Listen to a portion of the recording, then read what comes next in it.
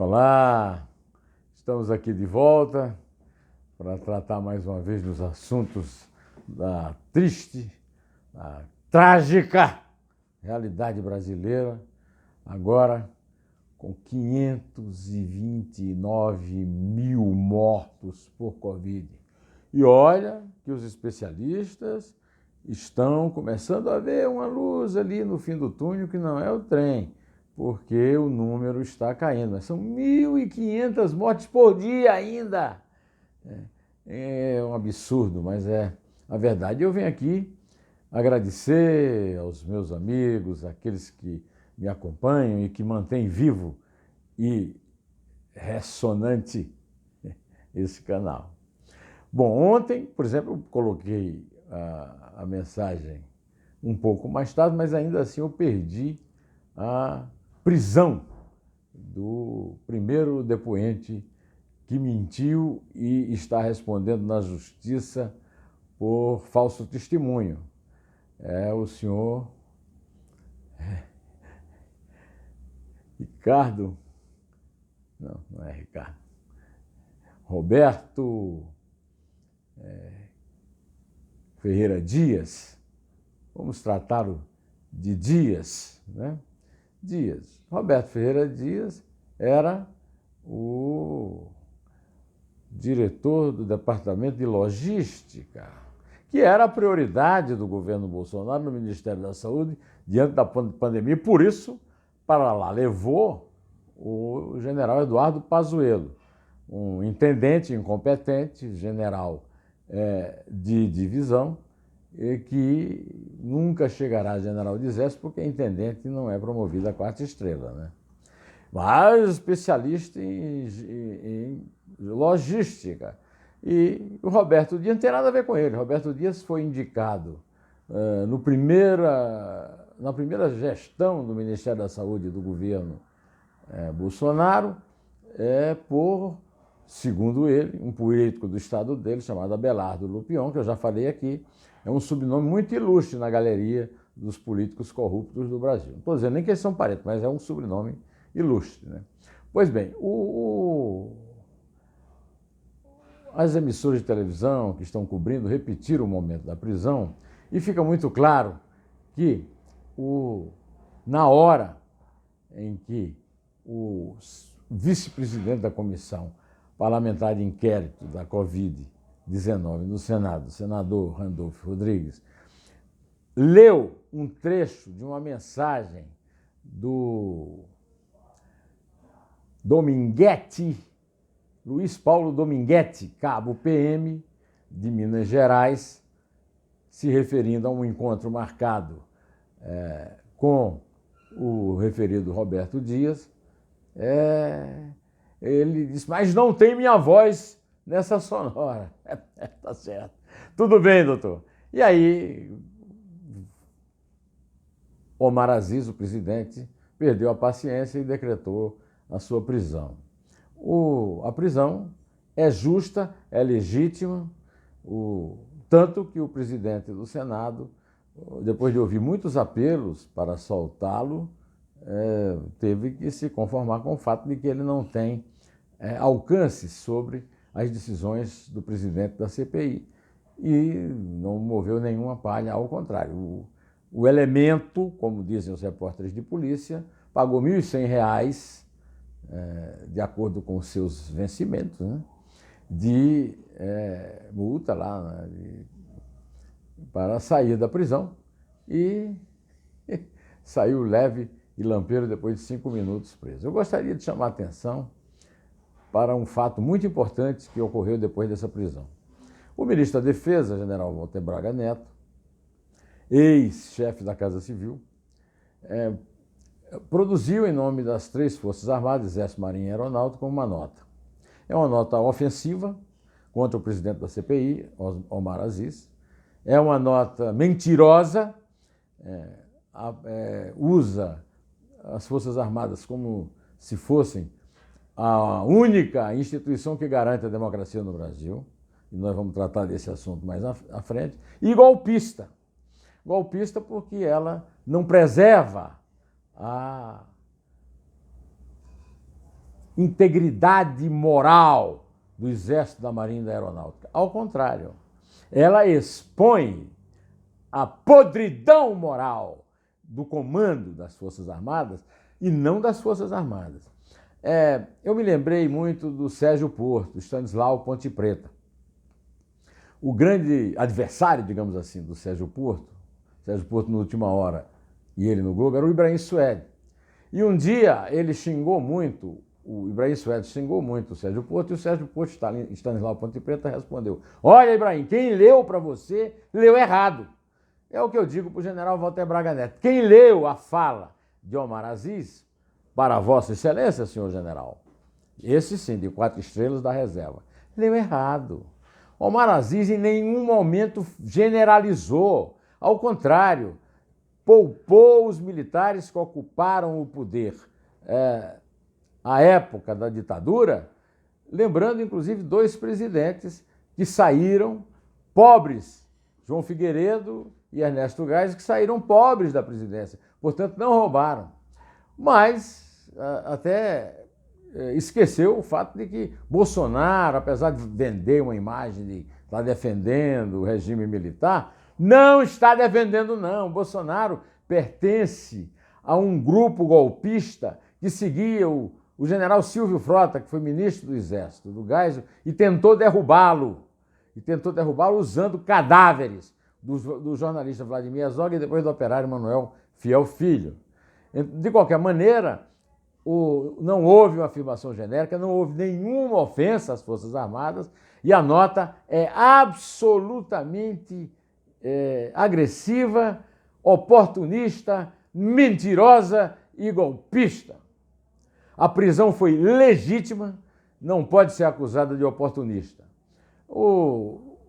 E chama a atenção para o caso o fato de que a bancada de lambujo, de vassalos, né, de capachos do Planalto, lá do Senado, comportou-se de uma forma absurda, de bajulação de um elemento que, por enquanto, é acusado apenas pela palavra de um outro militar, que é o cabo PM Dominguete, de ter cobrado propina de $1 por vacina da AstraZeneca, que o pastor, que também está metido no rolo, chama de AstraZeneca, né? Pelo menos nos primeiros e-mails.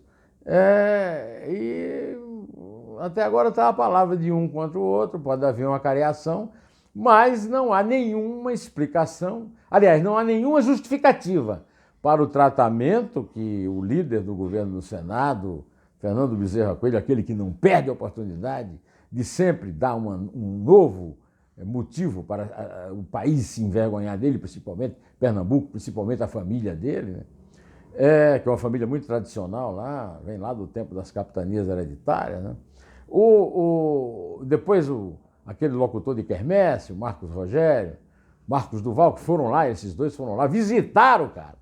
E isso aí confirma uma informação que está no Globo, que está nos jornais também, no Estadão, na Folha, de que os senadores da CPI tinham a expectativa de que o Roberto Dias poderia falar, porque eles têm a informação de que ele produziu um dossiê sobre a briga entre os militares e os civis do Centrão dentro do Ministério, que estaria com o primo dele na Europa. Inclusive o Merval Pereira, do jornal o Globo, assumiu essa história como tema principal de sua coluna.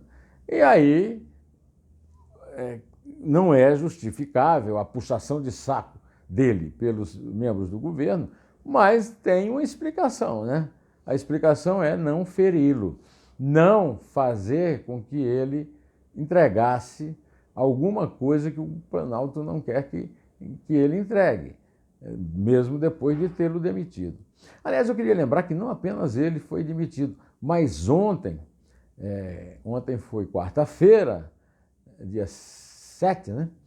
O Laurício Cruz, também foi demitido da direção de imunização do Ministério da Saúde. Laurício Cruz se deixou fotografar ao lado de Dominguete, o cabo PM, e do pastor Hamilton de Palha, de Paula, Hamilton Gomes de Palha, de Paula, lá no Ministério da Saúde. Agora dançou.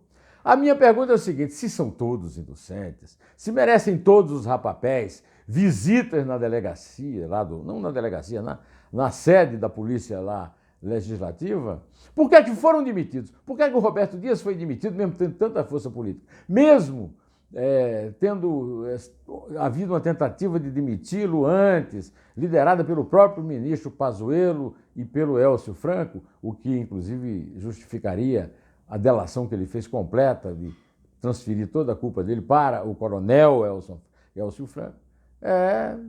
E por que é que foi demitido? E por que é que o Laurício Cruz foi demitido? Será que não deram a ele o direito, Marcos Rogério? Será que o Laurício não teve o direito à plena defesa? O que é certo é o seguinte: os senadores da comissão estão no caminho certo. A comissão está obtendo um avanço grande na prova de corrupção dentro do Ministério da Saúde, mesmo sem ter tido acesso às declarações e ao dossiê do Roberto Dias sobre a briga dos fardados com a turma do Bolso Fundo, lá do Centrão, dentro do Ministério da Saúde, né? Então, por que é que o Dominguete disse,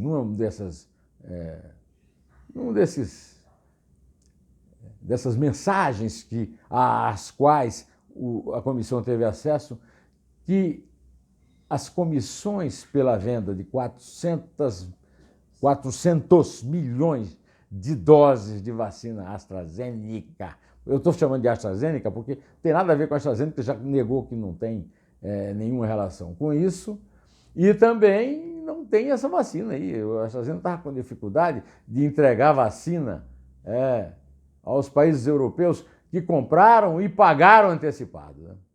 Pois é. Ontem foi a vez da senhora Franciele Francinato, que disse na CPI que saiu do departamento de imunização que ela dirigia por causa da politização feita pelo presidente Jair Bolsonaro e que prejudicou a imunização, né? Mas não prejudicou nem a impunibilidade, nem a impunização que eles querem impor aos militares em notas ameaçadoras de autogolpe. Nesses dias, eu também podia ter comentado o assassinato de Jovenel Moise, que era presidente do Haiti e foi assassinado na casa dele.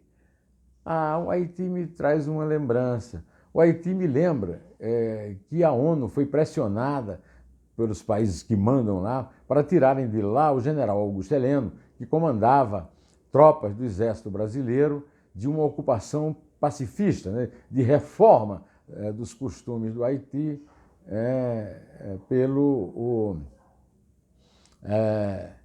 lá para organizar. As coisas ficaram tão organizadas no Haiti que o Haiti está sem presidente. O presidente foi assassinado, o vice morreu de Covid, o primeiro-ministro também não pode assumir.